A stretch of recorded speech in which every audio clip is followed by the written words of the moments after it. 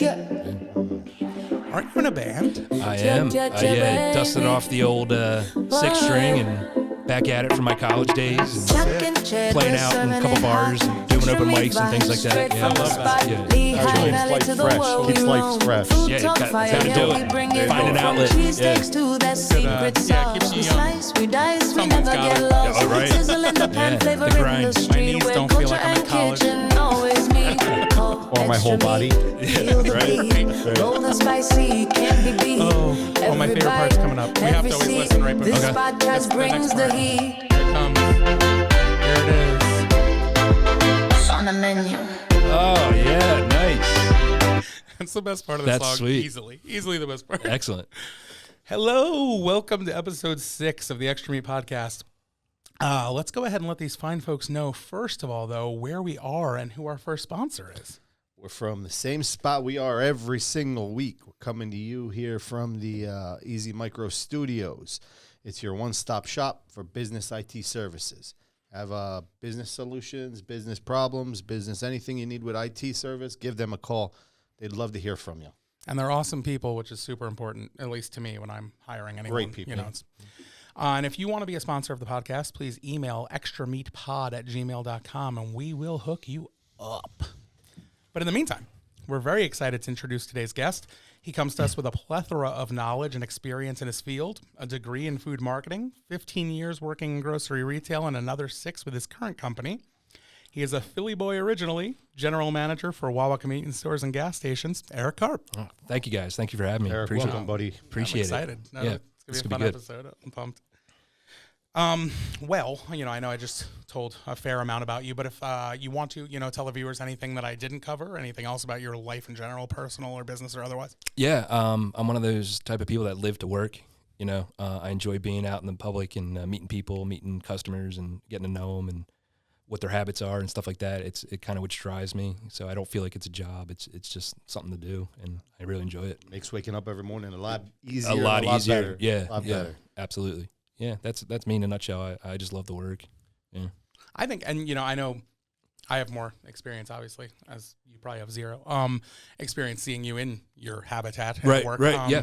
And I think that comes through, like you see you talking with guests and Yeah, stuff like that. yeah. I feel like it never feels labored or like something you feel like you have to do. Right. I mean, that's what drives me.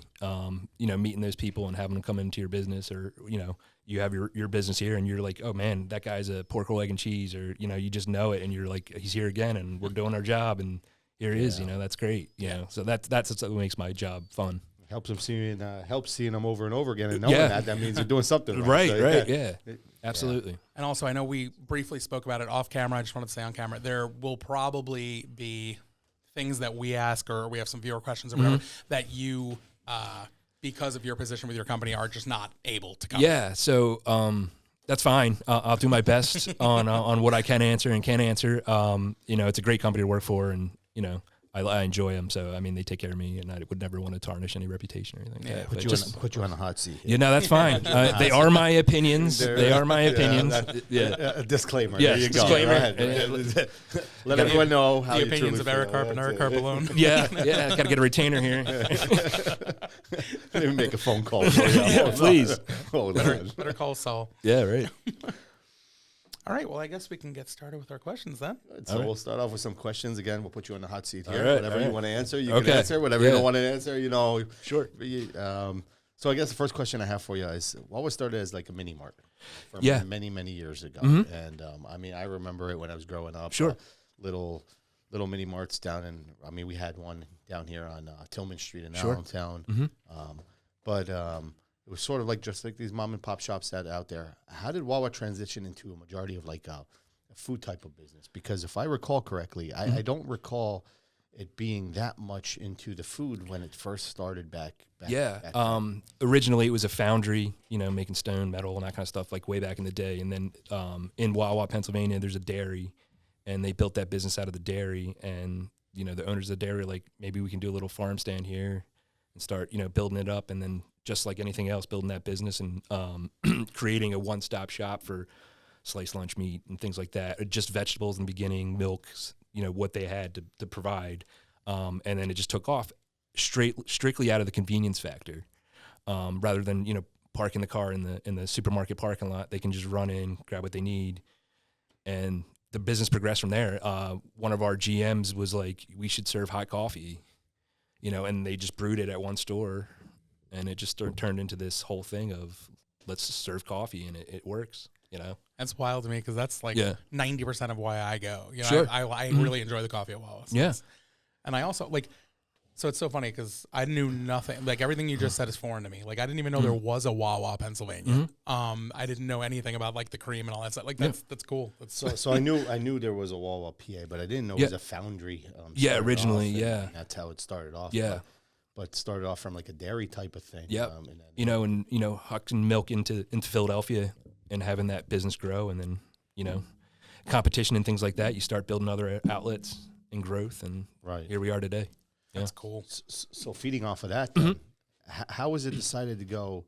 And again, I mean, like you said, it started off in a type of a format of selling. Let's just pull up and get our milk and our eggs and our bread. How did that turn into the food? Like it went into the food route. So I know back then it was more of a mini mart type Absolutely. of deal. Yeah. And they didn't have, I mean, at least the ones that I knew of back in years ago, they weren't gas stations. Sure. So they were just like a mini mart, a Strict, typical mini mart. But how did that focus go into? I mean, I know they ended up going into the gas stations. Sure. But how did get into the gas? But then also elevated its level of business, I guess, into the food. Yeah, sure. Just like you guys, in the restaurant business and things like that, and the mini mart business or convenience, whatever you want to say, customer demand. You're going and you get a head of lettuce, and you get, maybe there's some rolls from the local bakery, that's with you, and the next thing you know, you're like, man, if you had cheese and lunch meat, I can put it all together, and here we are, So it drives it from customer demand, and people asking, "Hey, do you have this? Do you have that? Can you get this? Can you get that?" And we still get that today. Like it's just, why don't you guys have X or Y? And it's like it never stops. It never stops. It can just keep going. Never stops. Which makes that's cool to me. Like we have test kitchens and things like that, which I don't know where they are, or the secret monkey room where they're testing makeup or anything like that. Like not that I'm against that or for it or anything, but this is where the retainer comes in. Yeah, exactly. Yeah, my opinions. Yeah, my opinions. But no, like we run through these gamuts of different things in food tests, and then if it rolls out, we test it in certain stores, and hopefully it takes off. So that's at the level you're at now, where you have these test kitchens. But yeah, so I know a lot of food places that when they first started off. They started off because the so-called owner, manager, whoever it was really heavily into the food. I mean, he was the test kitchen himself. So sure. He tested the food himself. He rolled out what he thought was the right thing. I mean, was there a person at Wawa that had that food knowledge that wanted to go that route? Or I'm sure there's a conglomerate of people in the Dick Wood family, in the Wood family, that built the business up from scratch. That just like anything else, innovation. We should try this. Right. There's, you put it all out there and it fails. All right. Okay. Here we are. Can we go forward, or I struck a nerve. Did you said Dick Wood? We're going to roll right past that? Yeah. We're just going to roll right past that. Nobody's going to say anything. Okay. All right. I'm definitely bailing out of this one. All right. Heard. Understood. Yeah. The Wood family. Gotcha. Yeah. Majority the Wood owners. family. Yep. Yeah, absolutely. Chuck, this is where you just stay quiet in the side. Yeah. There. I'll do the talking right corner. now. I'll be in my corner. We'll get back to you in a minute. Don't mind me. Excellent. Oh, man. Great. So that's good. Was a side question. Sure. Is that how the pizza rolled out? Like when you started the pizza, was it like a test, like certain locations? Yeah. At first So if people remember, if you're diehard Wawa fans, I believe it was early 90s, we did the partnerships with like Pizza Hut and Taco Bell, where they'd have like a little express in that. I don't even remember that. I actually do not remember that. Yeah. That's So. wild. A couple of stores, I don't know how many. They kind of decided like, let's try this format, and then it became into like, well, why am I? You make a business decision. I'm assuming that you make a business decision. Well, if we can do this and we can do it cheaper and better or more efficiently, why wouldn't you? Sure. Right. So that's where the food really started to take off, because you get the one hand washing the other, and you're like, wait a minute, we can do this. We can do this well. Yeah. So. Oh, that makes sense. Yeah. That does. Well, we're learning a lot too. Yeah, no, it's awesome. I know. I'm curious. So I was in kitchens, and I mean, technically, I guess I still am. I worked in kitchens a good 20 years or so. Sure. And then now with the social media and everything, I'm still in people's kitchens. Yeah. So I know that I've seen an insane amount of just odd orders come through, like pairings that for me, I'm like, what are you possibly thinking? Oh yeah. Yeah. So I have to know some of the weird things that you get through your selection screen there. Right. I'm very anti ketchup on tuna fish or tuna salad, and it happens more often than you think. Yeah, your faces say it all. The fact that you had to say that you were anti that, as if the whole world is or shouldn't be. To each their own. So, but see, that's what I mean. Like, I don't want to yuck anybody's yum, but that's weird to me. Yeah, That's so strict. Tuna on. That's a great phrase. Ketchup by the on way. tuna. Yeah. It's one that I stop for a minute before I do it. Like, are they sure? Do they hit like, the wrong button? did somebody hit special order? Is this, So have you seen yourself in a position where you're screaming out the person's name? Be like, hey, are you sure you ordered this? For clarity, did you really want ketchup on that? I do that. I do that myself. So I'm just asking. I mean, it's more of like an inside your head, like, really? But, to each their own, whatever you like. Yeah, you had the trio recently on the steak. Yeah. They got a mayo, mustard, and ketchup on the All right. steak. And I was like, I like, after thinking about it for a while, I'm like, people do that on burgers. I mean, I guess it kind of makes sense, but like, it was just on a cheesesteak. I had never seen all three before. Like, that was interesting to me. Yeah, and we had to clarify whether that was correct or not. If the buttons were pressed up front the right way. Okay. Yeah, the ketchup on the tuna is for me, that's a little much. It's a little different. I've never heard that one. It happens. It happens. Oh. Yeah. It's wild. Yeah. Absolutely. Good. Yeah. I'm not even gonna no. There's sometimes that I'll see something and I'm like, I'll try it. Like I've had videos for myself where like I'll do like peanut butter burgers. That's big. Like, sure. And like I did like Hershey's on a hot dog once because somebody said it was gonna be great. It wasn't, but they said it was gonna be. Hershey's on like a syrup, hot dog? like chocolate syrup on a hot dog. They swore it was incredible. Like they were like, I've been doing it my whole life. It's so good. And it was. I mean, it wasn't. Honestly, like it was better than I expected it to. Wow. It was not Okay. good. It was not good. But yeah, so I will do those types of things for my page. Sure. I'm not doing the ketchup on the tuna. I'm just not doing it. It's a rough one. Absolutely. It's not gonna happen. Yeah. I'll move on then. I guess I'll move on to the next question here. All right. We'll leave that one there. I think we can go into some more detail on that one. But I know Wawa likes to create like certain areas in which they take over. That's the geographically on the map. Does having a few Wawas, a few miles apart, a few 100 feet apart, in some cases, hurt them or hurt those stores independently, or does that help them? The big thing that we strive for is consistency. So there's going to be stores out there that don't have gas stations and things like that, that it's like a miss.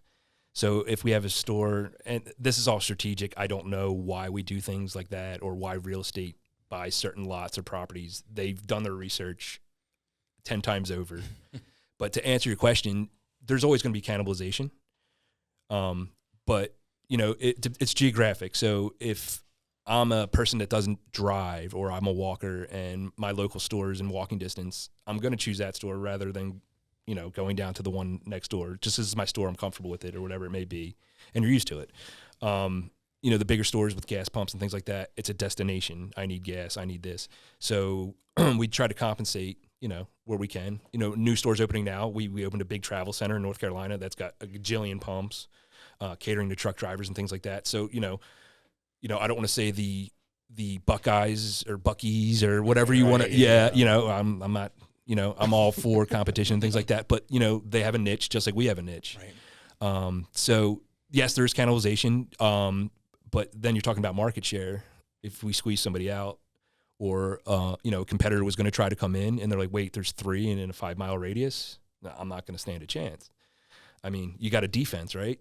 Your defense is your best offense. That's part of what I was going to ask. Do you think sometimes they base that on if like a competitor. I don't want to say names. Sure. We're was going to try and, And just like you would, starting your business like that, you want to be part of the community, right? You want to grow that. So yeah, we're entrenched and we might be every quarter mile down the road, but like we want to do stuff for the community. We want to make, access points and things like that, easy to grab food, and just take care of people and, donate back when we can and things like that. Like good stuff that always, helps the brand and helps us and helps the community. Sure. Yeah, because I know they're putting one up here. Yeah. Up here on 145 and they're going down the street. I mean, I know the reason why. Sure. Over here, but yeah, I think you tied into it a little bit. Sure. Geographics, traffic patterns, it all makes a difference. Sure. Yeah. Right. Yeah, it happens. Is that the first one in North Carolina? I didn't even know you were in North Carolina. Yeah, there's a few. Our expansion has dramatically increased, and we're trying to double our store count and things like that. I think by 2030, we average a bunch of stores a year. I'm just saying rough things like a bunch or a lot or many. We do. It all depends on supply and demand and things like that, and getting permits and all that can tie things up. But North Carolina, Virginia, Tennessee, Kentucky, Ohio, Alabama, the other part of the Florida Panhandle, all that stuff is where we're kind of entrenching and building in. I say entrench, it's kind of maybe like a weird word, but exposing Wawa to the southern states and moving Indiana as well. So as far as us being in every 50 states and Wawa is going to conquer the world, I don't know. Like I hope for my my pension and things like that. You're tying into one of my questions. Oh, am I? I'm sorry. I actually looked at him. I was like, oh, he stole your question. I'm sorry. Yeah, no, don't apologize. We can go through it right now. I like it. Nice. Yeah. I hope that kind of answered what you're looking for. But like, expansion's a big thing. If you wanted to open up another mini mart, you got to think about staffing. You got to think about things that are going to affect your business. And, you have your name out there and you want it to grow and you want it to be, we're doing the right things and all that kind of stuff. So, finding that niche and going to a different state and building a staff and finding, embedding that Wawa culture that we have is. Well, touching on that. Yeah, sure. How does Wawa, for staff wise, how do they end up with, you guys are 24 hours. Yeah. I'm guessing everywhere. Yeah. How do you end up getting. Most stores, yeah. How do they go upon finding like people who are willing to do all of this? Yeah. For 24 hours, 7 days a week, 365 days a year. Yeah, sure. We don't close. We're there for you guys during the holidays and things like that. And, hopefully snowstorms, weather permitting, that we can keep the store open, or catastrophes or things like floods. It happens all the time. Hurricanes in Florida. So, there's people out there that deal with all those kind of responses and disaster type situations. But I'm sorry, like the question that you were getting at, I apologize. What were you saying? How do you end up with getting? Oh, it's the staffing. Staffing. Here I am. I'm going deep and not necessary, but it's in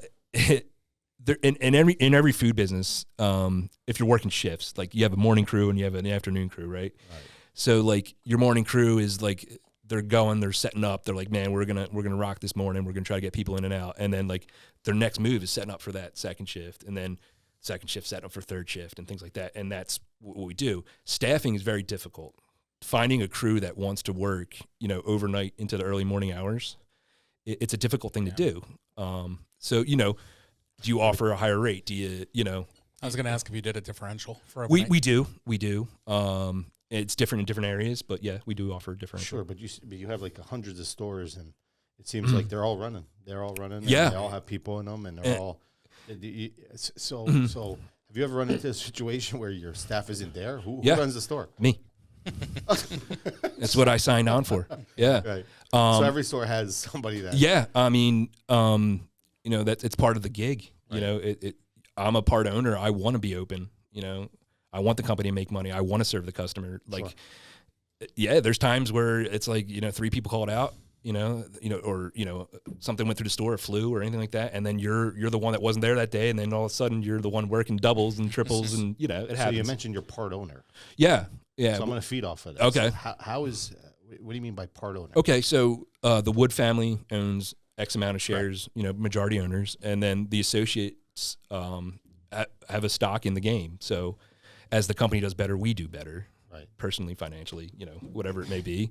So the profit sharing, I could tell you, I don't want to tell you numbers and things like that, but like we're a privately owned company. Right.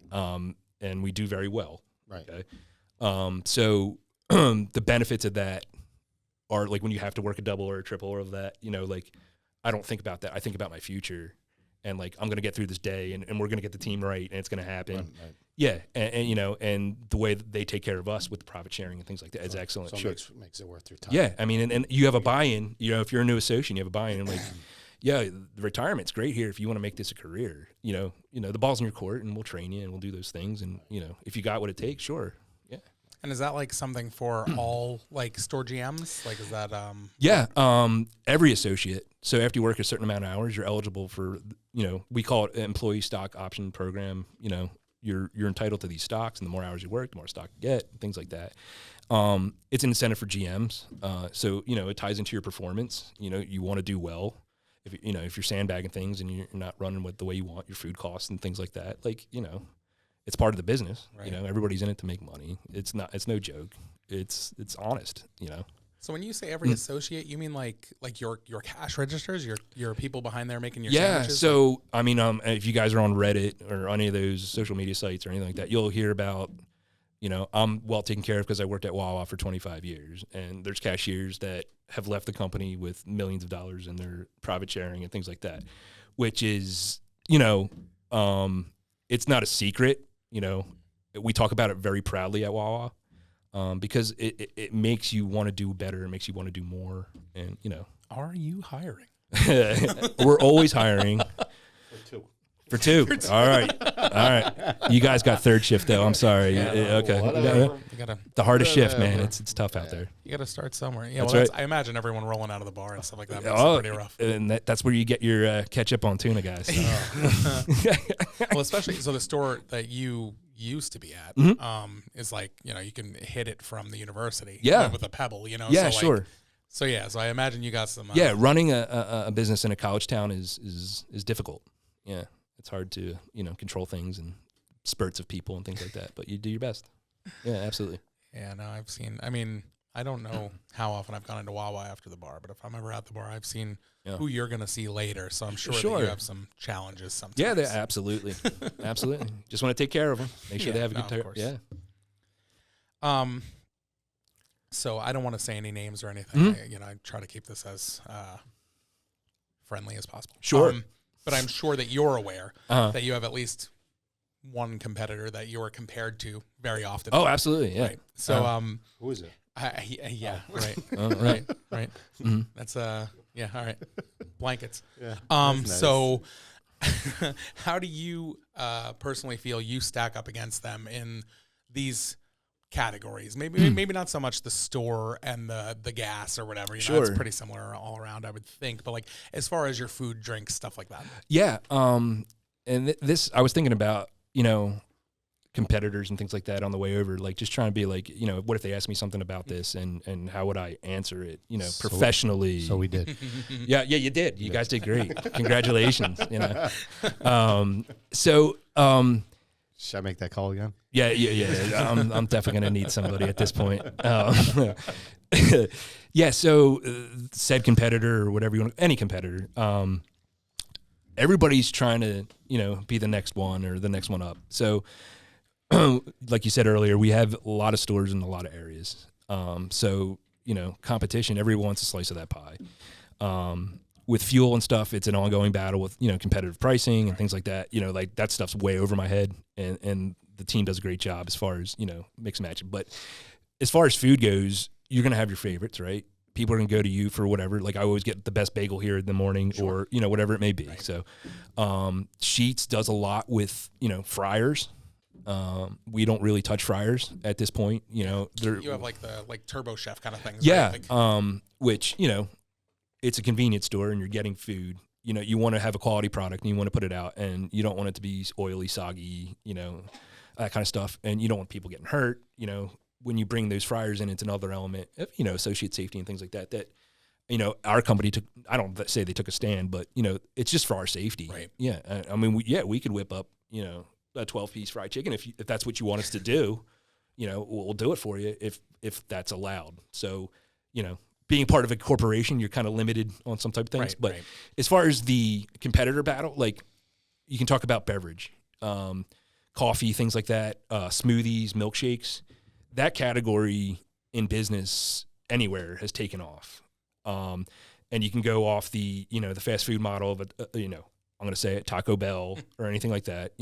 All of a sudden, we have this new whatever Edo or, chalupa thing, this or, it's the standard, and we're adding a sauce and we're adding this, and it's changed differently because now we have a special sauce, and everybody's doing it, and it's catching on, and things become seasonal, and and it builds those habits. Right. You're building a business, so yeah, sure. As far as the drink category, like I can make you a milkshake, but then you want Oreo cookies on top, and then you want a Kit Kat, and then you want, and we can do all that, sure, but it's a $12 thing of diabetes, but it's your choice, But as far, I keep getting away from this competitor thing. Everybody's trying to build the next cell phone or the next whatever, or the next trend in food service. So we have a team that does that kind of stuff, and everybody's spying. Not spying, but they're looking around. Yeah, it's competitors. It's what you do to get ahead in business, and some of that stuff works out well, and you come up with different menu items, and just because of that. Mm-hmm. Yeah, we talked about that, the spying concept even earlier. We were just talking about even in media, like just seeing, like one business will do something, and then like another business will like take that exact principle of the video and make their own, exactly. And it's like, it's sometimes businesses, in your situation or media or whatever, can get creative and change some things a little bit. And then other times it's just like, that was theirs, now it's ours kind of thing. And then everybody feeds off each other. Meal deals, all of a sudden chicken sandwiches are the best thing. Everybody wants a breaded chicken sandwich. Yeah. Some places do it right. Some places you're like, okay, this is good. I'm satiated, but is this what I really wanted? Or so like building off of concepts and trends is kind of where you got to be, I think, to take that next level. One thing I will say, and I normally don't pick anywhere over anywhere. I try to stay as neutral as humanly possible. Yeah. One thing I will say, the roasted chicken there, I love it. One of my favorites. Oh my God. Absolutely. So everywhere else they'll do like this, grilled chicken, and it's like, black Sharpie marks on a piece of baked garbage. Your roasted chicken's actually very good. Oh, wow. Great. Yeah. I'm glad you guys like it. Yeah. Now that's one thing that I'm like, I'm very big on. Like I'll go, and just grab one of those sandwiches or something, or, because you don't always want the breaded. Like, there's nowhere anymore. Like, like Wendy's used to have like the grilled sandwich, it's gone. And like even McDonald's, all these places, like they've gotten rid of, so you're like one of the only places you can go that's a quick place that you can still get something unbreaded. Right. Yeah. And these habits change, and then we adapt. And then if that trend starts to, like Nashville Hot became popular, we came out with a Nashville Hot chicken. Like it's there if you want it. That's that whole destination thing. Right. Sure. What's your? I have to know. I just want to. Yeah. What is your favorite hot item? Like if you're gonna order something for you, like on a break or something. Yeah. I do enjoy our food. Let's keep that clear. Sometimes Mr. Woody loves it. Yeah. Sometimes too much. But I am a big roasted chicken fan, hot in like a wrap or whatever. I do it over rice and bowls and things like that. But mac and cheese, it's that comfort thing. Mm-hmm. You're having a rough day and you're just like, man, my kids love it. It's not mom's, it's not whatever, but it feels like home sometimes. Close enough, if you can do it. Yeah, so that'd probably be mine. Yeah. Move on. Is business for Wawa mostly drive-bys, or is it locals that feed or is it based on destination of where it's at? Sure. Yeah. They say in marketing, location. It's a mix. We're seeing thousands of customers each day. Right. And you expand that times 1,000+ stores, and you're seeing a lot of people every day. So that's that whole like consistency thing and keeping that customer coming in. So it's about half and half. You never know. Yeah, I would never know. But when I see the same faces coming in, I know I'm doing my job. Locals, And that's what matters to me. Yeah. And I'm happy to take care of a customer coming from across the states, because that to me is like, oh, you're coming here, let me show you around. Like this is what we do. Well, does it help that you're 24 hours? It does. If you think about it, everybody wants to talk about the bar crowd and things like that. But like, we're open, you know? Yeah, I think Mhm. at least for what I see here is Mhm. years ago, Sure. if you went to a bar or a nightclub or Mhm. whatever it was, Sure. casino, Having a good time. Yeah. at the end of the night, you usually ended up in so-called a restaurant, diner, Yeah. local restaurant, Yeah. which prior to COVID, Sure. they were all open 24 hours too. COVID happened, and then all of a sudden a lot have changed over Yeah, to not anymore. wasn't 10 o'clock. Yeah. It seems like the crowd that used to or wants to go and whatever eat Yeah. ends up at a Wawa now. Yeah. A lot of that, like you mentioned COVID, and I think that was a tremendous, well, obviously, you know, loss across everywhere, and people were just panicking and confused, and what's going on with the food supply, and am I going to have enough food? And my God, do we have enough toilet paper and things? You know, that classic milk thing or whatever. Like, so, you know, you're trying to do your best to take care of the customer in these weird times and do all those types of stuff. But like, if you, I'm not trying to lose my train of thought here. You see how COVID, everybody stayed home, right? Everybody, whatever you want to call it, forced or unforced or Right. essential workers were going to business. People started to cook at home again, right? And they started learning, and then they started doing what you guys do, you know, not out of necessity or whatever, but like, you know, we make food and we're going to show it, and we do different things, and I'm going to show you a different spot in there or whatever. So it started to grow out of like people going back to work, Right. and people, you know, like, I'm going to take a shot with a restaurant because I don't want to do what I do on my 9-to-5 anymore. And so these places are popping up, right? And they're growing. And I think seeing that come out of that, if you asked me 8 years ago if DoorDash was going to be a thing, you know, I was going to be like, I don't think they're going to last. They're going to burn up cash and they're going to just fall apart. And then here we are, and we're seeing a delivery business like we've never seen before, just out of convenience, even more convenient than running in and running out and getting a thing of milk or whatever. Like, I can sit home and get a gallon of milk.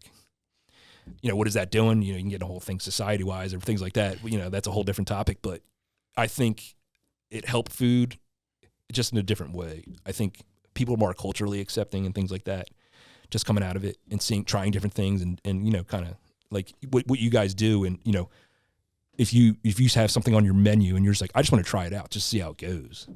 Like, as a company, we don't have that option because you have to do it for X Every amount. company or every location. Yeah, or like you bought in a good deal of, you know, Cooper Sharp, and you're like, man, I could really do some cool things with it, and like you are and stuff like that. Like things that, you know, curiosity, drive business, like those types of things, I think came out of pandemic era or whatever you want to call it, you know, in the food business. Just my opinion, but. So you said, you know, like because of the it being corporate, having all the locations that, you know, if you roll something out, it's pretty much rolled out extensively. Yeah. So like, I'm curious, like for a location like, you know, in Orlando, are they pushing the new Saquon sandwich as hard as somewhere here would be? I wouldn't say exactly the Saquon. Obviously, being, you know, Philadelphia and the Eagles, you know, go Birds. Here we go. It's going to be great. Ouch. Ooh. But yeah, so yes, we do partnerships. We're a big corporation. You know, Schwarberfest, or, you know, when he was, you know, he's dominating this year, and we were like, man, we could do Get a hoagie out there. Yeah, please, you know. But no, like those types of things are stuff that are, you know, high level stuff that they, you know, hey man, you want to have a sandwich? Cool, man. You represent Philly, you represent Wawa. We're all for it, you know. And we have, when we, like, football season starts, we have Eagles wraps for our hoagies, Baltimore Ravens wraps for that market, and you know, subsequently, like all the way down. Sure, yeah. I mean, and it cool. excites customers too. So who came up with the Saquon wrap?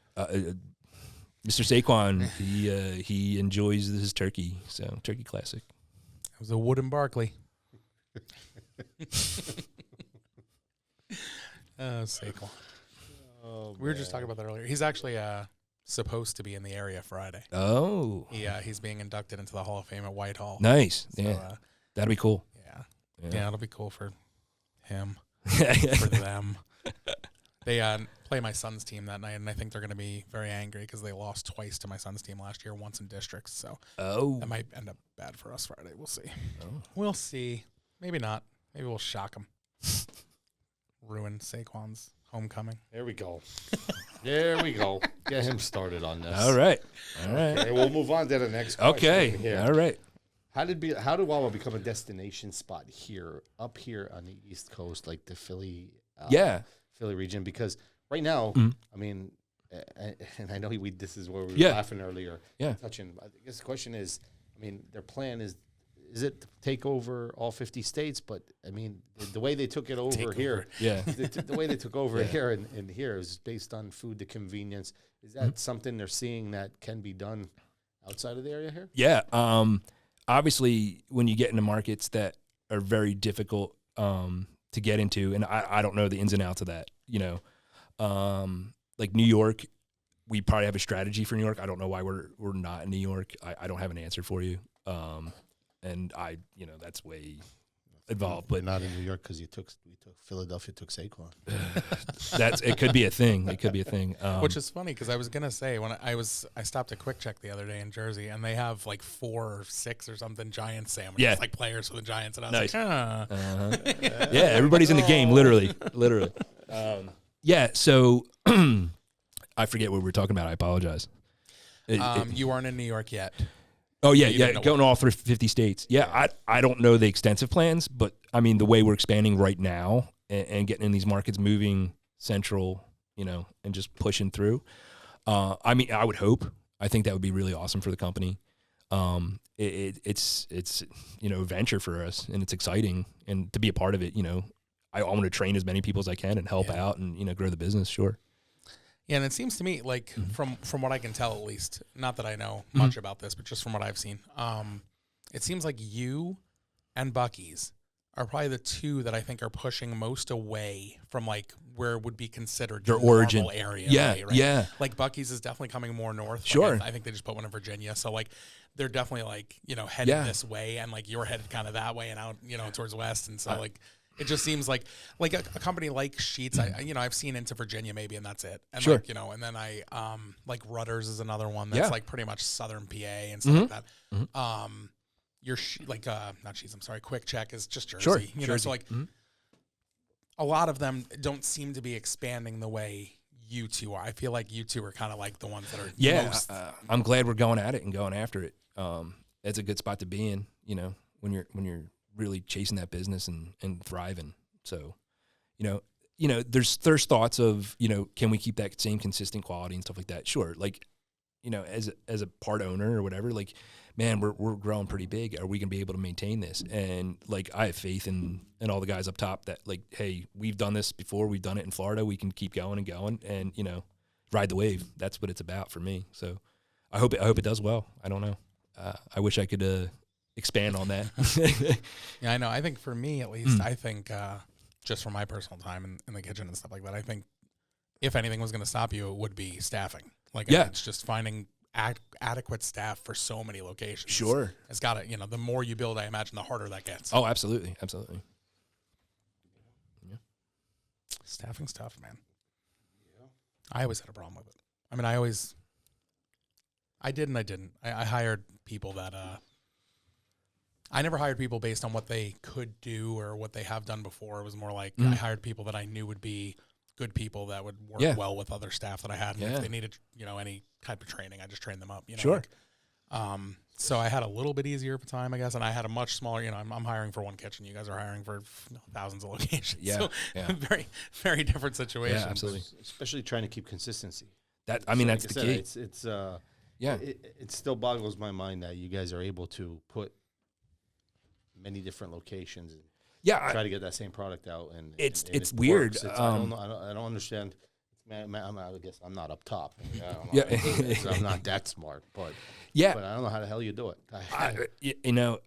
Looking from the outside before I came to the company, like I was just like, man, I used to go there all the time and just grab something real quick and not thinking about it, and then being on the other side and seeing like what they do and how it runs and things like that. I was just like, oh my God, like.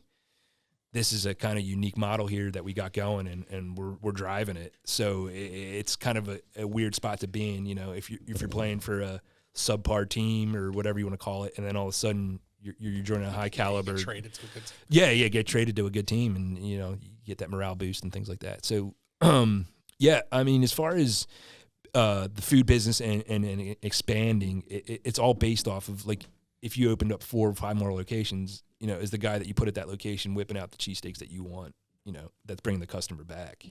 But if you have that consistency, you know, hey, you're going to walk into a store sometime and it's not going to be what you want. We make mistakes. We're human. Everybody does. But, you know, consistently you're going in and getting a sizzly in the morning and a coffee and it's there, you know. And me picturing that and like if we moved to Texas or push into Texas and like somebody being like, what's a sizzly?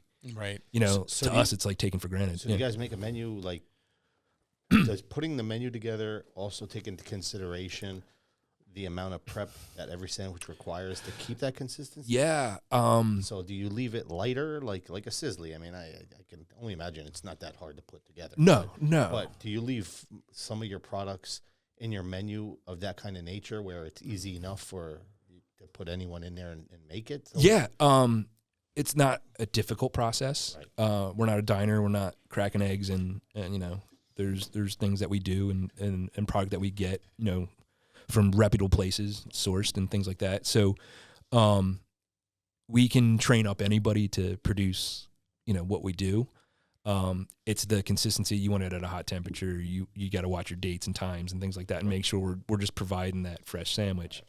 And sometimes your volume is outrageous. Yeah. I mean, thousands of people a day that are coming through that door and you want to crush it. And, you know, oh my God, do you have biscuits this morning? We'll make one for you. Yeah, absolutely. We have it for you. Sure. That's my job, you know, right. Make you happy, make you want to come back. And I know that new location there, you have a very interesting mix too. Cause like, I'm sure you still get plenty of university people who have vehicles or sure. You need gas, whatever, but then you have like locals and then you're so close to like that Jersey, PA area where I'm sure you get a ton off the highway there. So like, yeah, I mean, I only know that like just in, Sunday mornings, you know, I come in Sunday morning pretty often and like you're normally getting mobbed on a Sunday morning. Any business has trends and ebbs and flows, you know, it's tourist season, like Labor Day weekend last weekend, you know, you're bringing people into the area and it's not every store, like it's geographic and, you know, but people are traveling. So we're filling up, we're using the restroom, we want a sandwich, we want to feed the family real quick, you know, why not? So yeah, it's hard to tackle sometimes. Convince him to take us up on a tour in Wawa, PA. Yeah, I didn't even know Wawa, PA existed. Building. So I heard a corporate building. Yeah, I heard a corporate building has some rooms you're not allowed into. Oh, that's rumor. No, that's the truth. That's where the monkeys were doing whatever they were doing. Yeah, earlier. yeah. I can't remember. Yeah, so I can work on that for you guys. Absolutely. Keep his number. Where is Wawa? Where is like what is it? Delaware County, really? out towards Media. Oh, yeah. Okay. Mm-hmm. So that's, I mean, one of our last guests was Mark, so his restaurant's in Media. So that's very funny. Yep. Yeah, that's not far at all. Nice. I'm picturing like out by Pittsburgh or something. No. Philly located. I like it. Yep. I like it. Yeah, I go back and forth on a personal, just like me, wondering, you know, if it would be smarter or less smart for you to have fryers in there, you know, like other competitors do it, and that's their bread and butter, if you will. It adds a lot though. Like even just like cleaning out a fryer sucks. At your volume, you'd have to clean it out twice a day. I mean, crazy, right? And if if you're doing the volume, it's nuts. But I mean, just the raw factor, you know, it eliminates that. Like you're not bringing in raw product as far as poultry and things like that. Yeah, I'm sure that helps. Yeah. Well, we did have a couple of viewer. Things that came through that I thought were funny. And then I'm sure I have a couple more that I'll throw in there too. But so yeah, first one, it's kind of a combination. I combined two of them. Lorraine Leaker and Brian Schultz. They said, why are items like the pizza and burgers only offered after 4 p.m.? Brian specifically said he works a shift in which that makes it impossible for him to get it. Yeah. It's a very popular question that we get asked. It's not a difficult process. It's a cumbersome process. And I think, we rolled it out as a dinner item. And I'm speaking from just my kind of like I don't know the strategy or anything like that. No secret strategy, but I think it's just feasible for having that whole would dinner. You tell us if it was a secret strategy? Nope. Nope. I already let the monkey room slip. So, yeah, it's kind of like a kind of what we wanted to control first. Bringing in, pizza fresh and kind of stuff like that, and doing it during a lunch hour. Could we do it? Absolutely. I think we could. It's a lot on the associates with the combinations and things like that. That could, I think it would be great. I don't know. It could drive business, or it could be like, man, we're only selling one pizza and we're set up for it. So it sounds like it ties into the question I just had. To keep the menu somewhat right. So that like every employee doesn't. Yeah. So you can get it rolling. So consistency. Yeah. So you're only teaching basically one shift to make it rather than first two. Well, shifts. Yeah, it goes into the third shift, into the early morning hours. Right. So they're well trained. I train, and it's just my thing. I want everybody trained in every area. And everything, right? Yeah, just in case. Just in case I have to cover a shift. Sure, and it makes them feel better because then you can move them around. I mean, if you're making sandwiches for a long shift, you start to. Okay, yeah. I mean, you've had those days where you're just sitting at the grill, like, oh my God, right? It happens. So, yeah. Sorry, I just thought of a question, but sure. I don't want to forget about it. All right. So, a friend of mine, Mike Hardy, he asks, why isn't the gobbler an all-year item? And then Franny, she was on recently from a One Bite stand, said she demands that the gobbler is a all-year item. Franny, oh boy. Yeah. Seasonal items. We are known for that particular sandwich, and definitely in this area. And as we're expanding, it's growing even more. I don't know. It's seasonal because it draws that customer in, and it makes them feel, I guess, comfortable or whatever it may be. I think it would sell year round. That's just my opinion. I agree. It's a great sandwich. Again, definitely some weird combinations coming out of that. Oh yeah. I used to always do that anyway, though. Like on Thanksgiving, I would just throw everything on a roll. It's delicious, right? Yeah. See, I think personally, it's just me, but I think you'd almost, maybe not more, but like I would find myself wanting that in like July. Or like sometime that's like in between. Like I could have it in November. Sure. I can make it myself. But like like that like time period where it's been 6 months since Thanksgiving. Like then I would like be like, oh yeah, I want that. Yeah. I mean, everybody has their cravings, right? It gets that way. And Franny, I wish I could provide that to you for 24/7 here, but well, there goes the demand. Yeah. I apologize. It's funny. Nick Rusakis asks, for your cheesesteaks, what kind of meat do you use and how many ounces do you put on? Oh boy. These are the questions he doesn't want to answer. He might not be able to. Yeah, I actually cannot answer that question.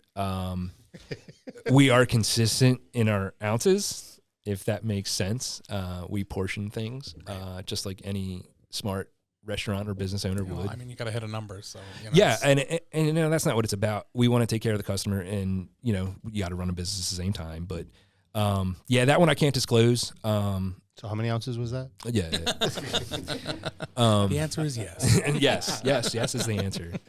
But yeah, it once again it comes down to consistency and knowing that you can get that, and that's going to be a decent sandwich, and it's not overfilled or underfilled, and it happens. We get a little light with the hand or something like that, but yeah.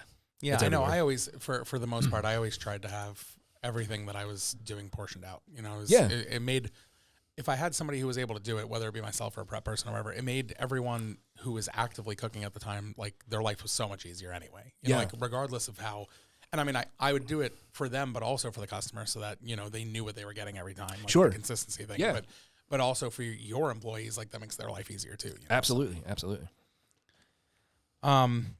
Tyler Drama has a funny one. This is good. Okay, I laughed when I read it. Sure.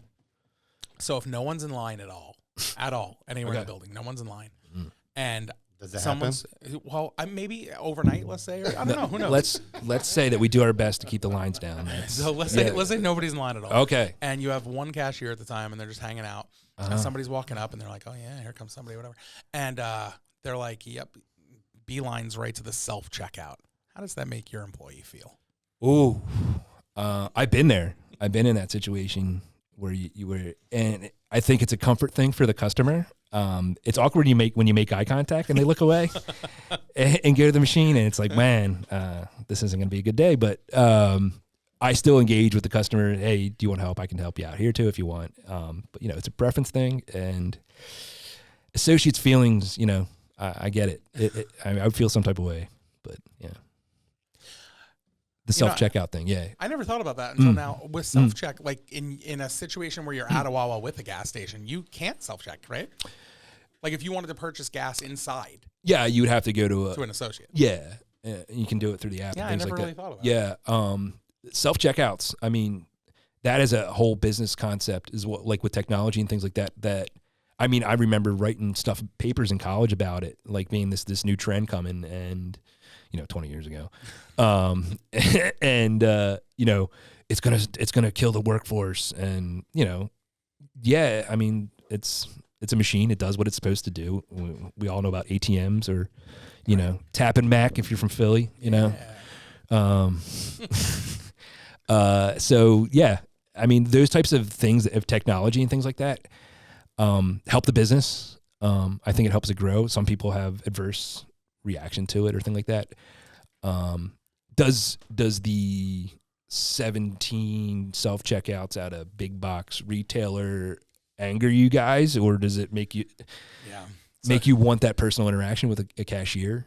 Actually, if you're asking, I am. I don't like it. You hate it. I don't like it. Okay. I think you're taking somebody's money. Mm-hmm. And if you're taking somebody's money, there should be some kind of interaction that you're making them feel comfortable that they're buying from you. Sure. So, I mean, that's a personal preference. Mm-hmm. I know in a business logic, because I can think both ways. You got to, yeah. In a business point of view, it makes a lot of sense. It saves a lot of money. It gets in and out sometimes a little bit quicker than having somebody at. But honestly, at the end of the day, that interaction, I don't like it. I personally don't like it. Yeah, that human interaction thing, again, to go back to the pandemic, things got a little weird there, right? Yeah. With that whole like hand off this and leave it at my front door. And a lot of it has carried over. And I kind of wonder, like, the people, because I do feel like I know at least a couple people that prefer self-check. And I think that maybe that was almost helped along from that part of COVID. Like, they got so used to, like, not having people in their bubble that it's like, now it's like, I don't even want to talk to that person. I just want to scan my milk and get the hell out of here. Like. Yeah. I mean, and we've done tests where there's no interaction. I believe it was a store in Center City, where it's just like you order from a screen and, here's your candy bar, here's your coffee, here's your thing. And I don't think it was received well. I don't have like the data or anything, but like, I think people still kind of want that craving of, that interaction. And like, I want my, specialty drink a certain way. You got me? You got me every morning. Yeah, cool. Like that kind of interaction helps, but AI is coming, Yeah, well, we got to leverage that. That's a whole nother thing. Yeah, we can get into that if you want. Yeah. We'll take us into the next episode. Yeah. Right. Yeah. I know. Me personally, if there's no one there, I'm gonna go to your associate. Yeah. I'm not gonna go to the self-check. Yeah. Okay. But also at the same time, like if there's 7 people waiting for the associate, I have no problem rolling through the self-check just to get out of there. So it's. I think we're all the same way. I would do the same exact thing that you're saying. I don't. I agree with you, like it, more in like the Walmart sense though. Like it feels like, when there's 20 of them or whatever going at once, it's like, okay, somebody can be working. Like you have 2 manned by a human and like 20 self-checks. It's like, what's happening? It's here? weird. You have 13, 14 lines with nobody standing at them. Like, come on. You step back and it's literally herding cattle. Like we're just kind of just going through the motions, man. And it's wild. It is fun too. I wonder how much of that was a human experiment before, we didn't even know. Those offices up top. I'm telling you. I'm telling you. Offices. Right. So I thought it just bounced. I don't even know how it popped into my head. But so your business specifically, like not your location, but just the business in general, I'm assuming you have a great deal of employees that are like still college or high school aged. Mm-hmm. So like, how does that affect you as far as scheduling? Like when they go back to school, like do you lose a dramatic amount of hours from those employees? Like how do you kind of deal with that? It's just like managing any other part of the business. It's ebbs and flows. It's seasonal. 9 times out of 10, they're great associates, and they want to come back when they're, done their school time or whatever, and we gladly take them back. But understanding that in the business and being able to react and having staff members fill in and do that, it's a process, and it has to be quick, otherwise you stumble a little bit. But do you have to hire around those times? Like, is that like? Yeah, it's store specific. If you're near a college, it can get really, really hokey with. Sorry for that word, hokey. The transfers, going in and out. I'm leaving, I'm coming back, or I'm going, but I want to commute. Can we talk about, and managing that, for a bunch of people it can be a nightmare. Yeah. I would assume it would be. Yeah. I've never had to deal with that, but I can't imagine that being Yeah. easy. I mean, I guess I kind of have like front of house, in restaurants and stuff like that. That Sure. happens a lot. Servers, Yeah. will be college kids or high school kids or whatever. Right. And, yeah, so I guess I've dealt with it indirectly. It's my staff, but it wasn't my staff. Right. Sure. Yeah, I can't imagine that being easy.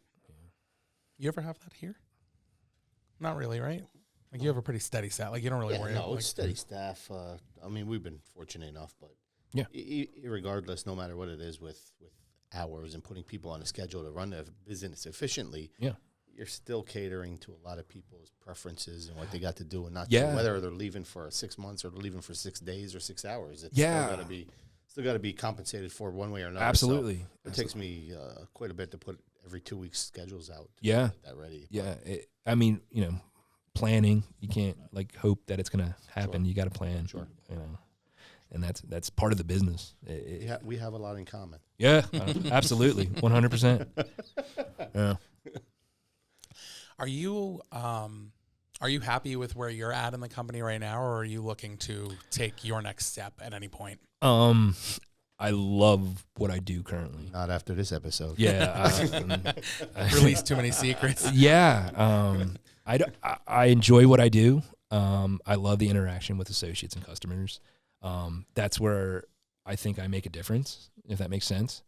If somebody tapped me on the shoulders like, yo, we saw that podcast and, we like what you had to say and, we might have something for you. Sure, you want to entertain those opportunities and things like that.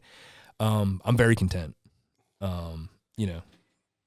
What if they say they saw the podcast and they want to hire us, me and you together? Overnight. We only have to work together, though. We have to work together. Oh, yeah, package deal for sure. We have to work together. Overnight, making sizzlies. Right, and we need a grill and we need a fryer. Wait, they don't have a fryer. Not going to fly. We can't do a Not gonna fryer. fly. You guys would make good geese. Good geese. Keys. Geeses? Gooses? Geeses. Yeah, goosesies, for sure. Yeah. They yeah. So you should go into that because I don't think most people know that. Like Sure. I looked that up once because I was so curious. But the name Wawa, like what's that from? Yeah, it's a Native American term for goose. I believe it was Iroquois. Yeah. I looked it up. I was so good curious. reference. I Yeah, had to all know. right. I had to know. Yeah, so we have this thing. If you're a Wawa associate, some of the tenured ones especially, like we have goose blood. Like we're it's a team thing. Like and it's cool. It's something I was like that's such a weird odd thing to say, but it's a sense of pride and ownership. That really drives it. And there's this whole saying of how geese fly. We can get corny here. The lead goose gets tired and the next one comes in and protects the flock. Servant leadership.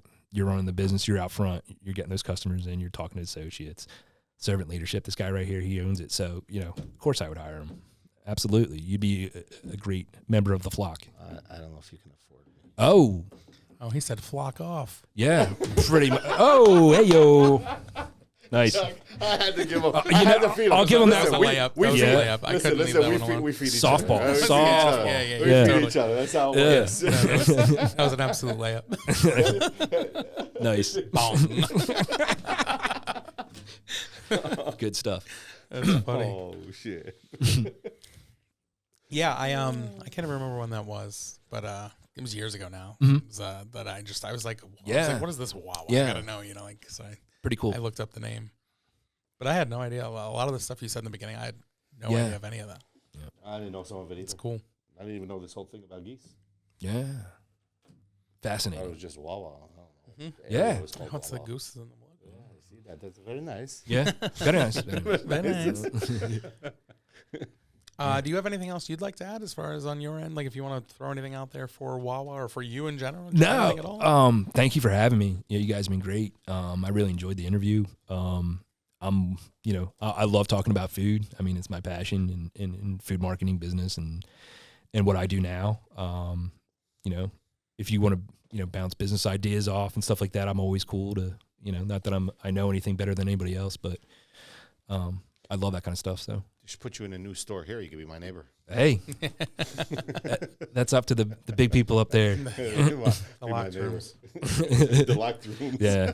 That decision's on a Dick Wood level. Yeah. Big stuff. Big time stuff. I can't believe we rolled past that. Yeah. No, we did. You didn't. I couldn't. I tried. I did. I'm a child. I am an absolute child. That's all there is to it. It's all good. That's all there is to it. Yeah. Couldn't let it go. Sorry, Dick Wood. Yeah. Thanks for letting us interview your employee today.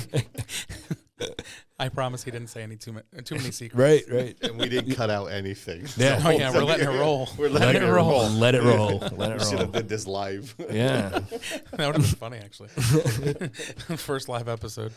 Yeah. So, about that back room. Whoops.